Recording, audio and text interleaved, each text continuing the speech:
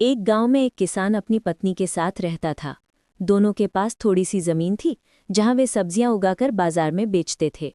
गांव के पास एक सरोवर था और उसके किनारे एक पुराना मंदिर बना हुआ था।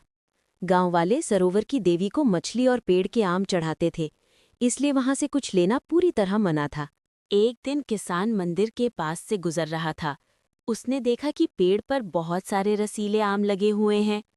उसने चारों तरफ देखा, आसपास कोई नहीं था।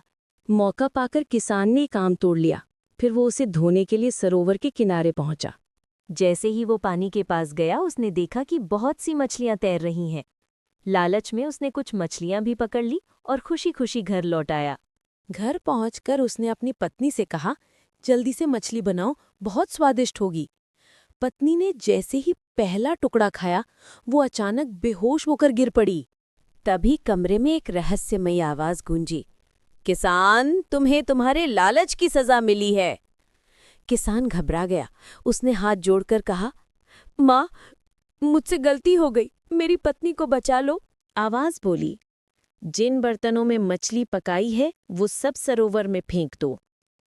किसान तुरंत सरोवर गया और सारे बर्तन पानी में डाल दिए।